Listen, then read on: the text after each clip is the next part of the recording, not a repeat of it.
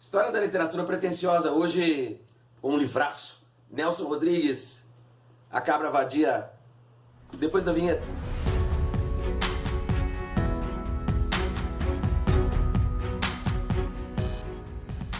O que nós temos aqui, como você vai ouvir daqui a pouco, são mais de 80 crônicas publicadas no jornal O Globo, entre 1967 e 69.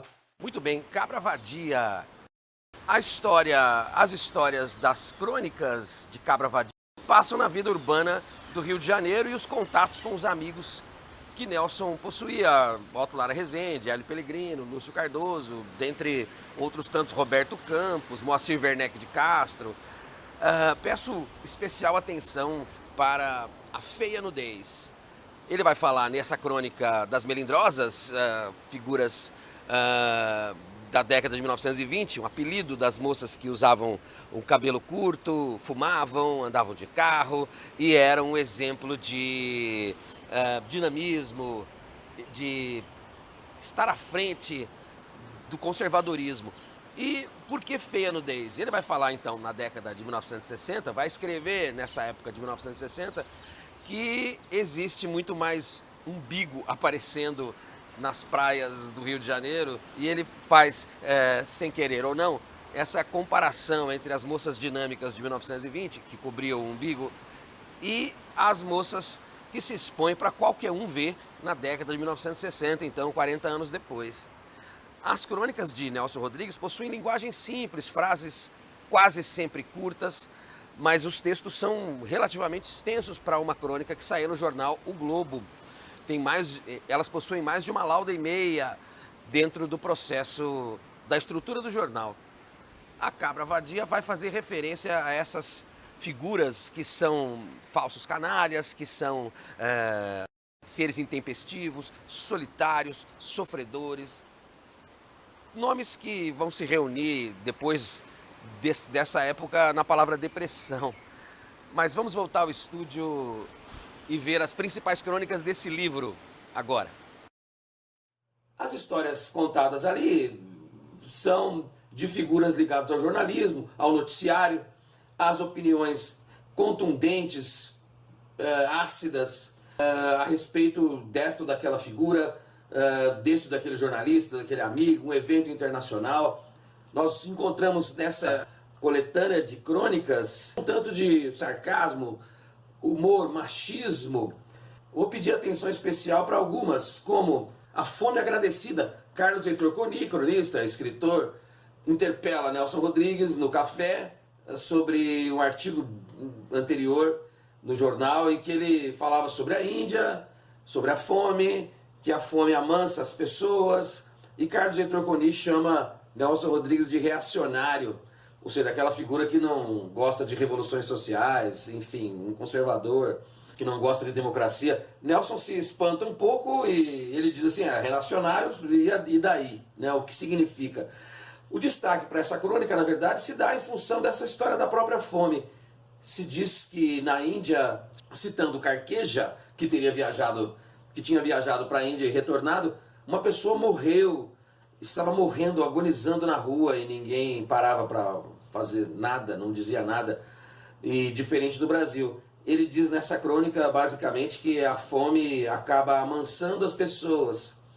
No Brasil e em outros lugares, a pessoa morre de fome sem emitir um mísero de um palavrão. Cita Germinal, história dos operários carvoeiros na França do final do século XIX, um livro chamado de Naturalista, faz denúncia social, apresenta o determinismo.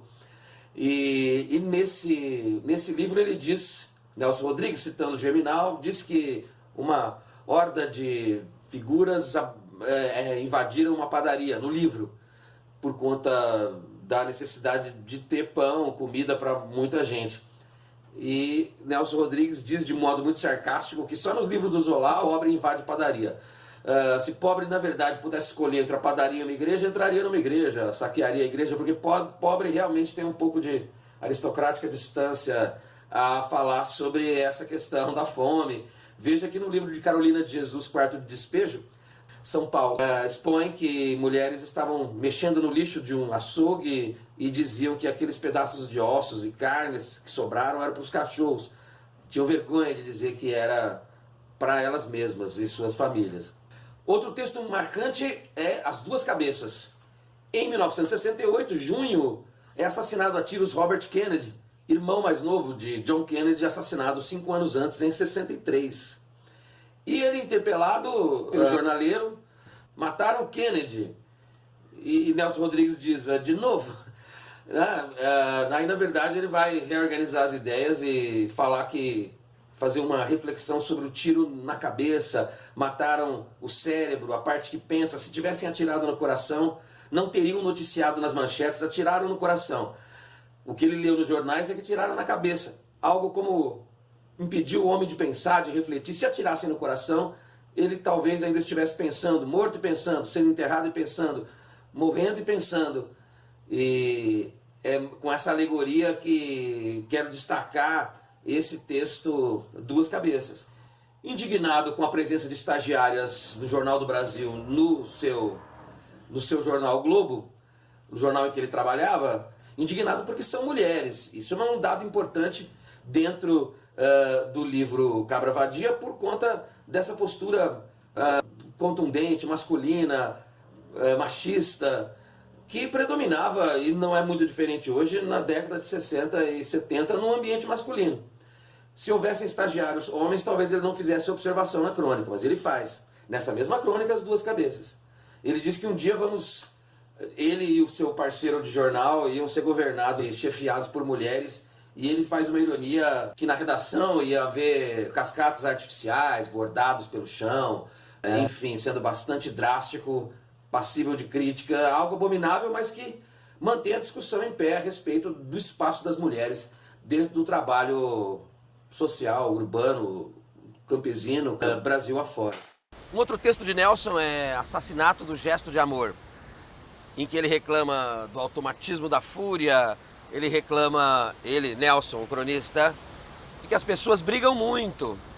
Lembre-se, nós estamos na década de 1960, estamos nesse momento de art pop, de satélite, a televisão, o cinema, enfim, e há uma espécie de revolução eletrônica em vista que vai pegar justamente figuras na contramão, como Nelson Rodrigues, que nasceu em 1912 e já no final da década de 1960 estava perto dos 60. O que significa? Ele vai perdendo um pouco, tendo que perder um pouco os hábitos tradicionais dos anos 40 e 50 do século 20, para poder continuar vivo dentro do trabalho de jornalista. Ele vai reclamar com o Hélio Pellegrino, que o criticou por causa de um texto que escreveu, fazendo críticas a outras figuras. Lembre-se, estamos na época da ditadura militar e censura é o recrudescimento do golpe. Estamos entre 1968 e 69 com essa coletânea de crônicas que saíram no jornal O Globo.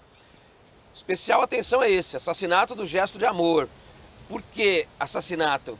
Perde-se a emotividade dentro do jornalismo, dentro do rádio, dentro das relações entre as pessoas. Nelson vai se sentindo pouco a pouco um tanto sozinho. Não sei se é exatamente ele, ou pelo menos o eu lírico, o eu do texto, o narrador, o cronista, que vai expor talvez o modus operandi do carioca urbano ou do brasileiro médio urbano dessa época.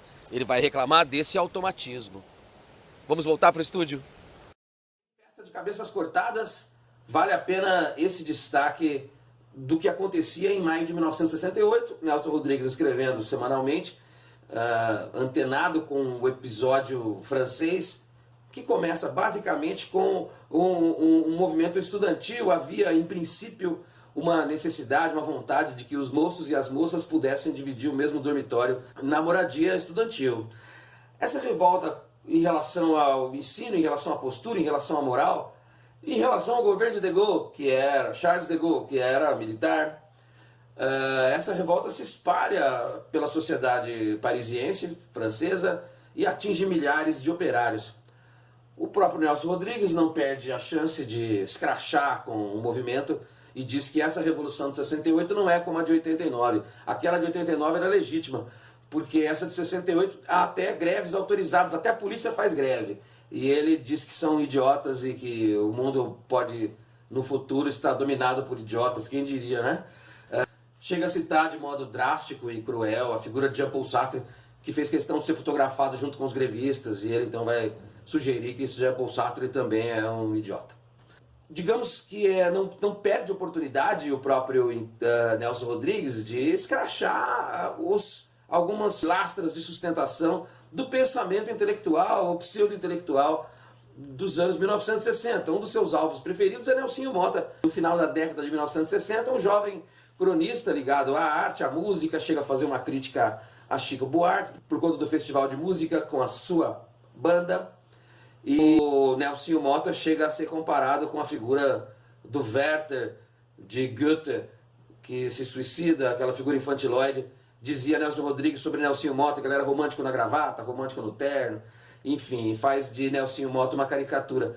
Talvez Nelson se escudasse nesse tipo de ataque por conta de não ter tido tanto espaço dentro dos meios de comunicação da época, em função da moral e da crítica que recebia por conta de suas peças, como Sete Gatinhos, Bonitinha Mais Ordinária, Vestido de Noiva, em que a paixão, o adultério, a morte sempre estão em torno desses trabalhos de dramaturgia.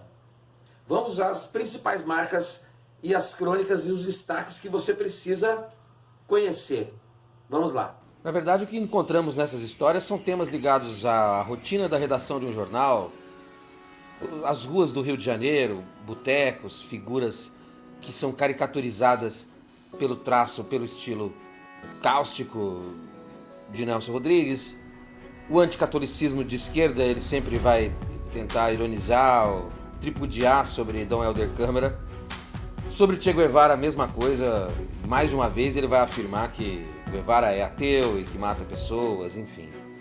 Por isso acaba sendo parceiro de Roberto Campos, um ícone do liberalismo de direita, um economista capitalista da década de 1960, chamado de Bob Field. Não esqueça, crônica é um texto, nesse caso, do século XX, narrativa curta e um recorte de realidade. Típica produção, um gênero jornalístico. A expressão cabra vadia aparece em algumas crônicas, mas especial atenção ao antiteatro. A crônica em que Nelson marca uma entrevista com Cacilda Becker num terreno baldio, meia-noite, pede para que os gafanhotos e outros insetos se comportem para a chegada de Cacilda, mas o que ele vê é uma passeata e encontra Paulo Altran, Ferreira Goulart e Vladimir Palmeira, todas essas figuras progressistas. Vladimir Palmeira é ligado ao Partido Comunista.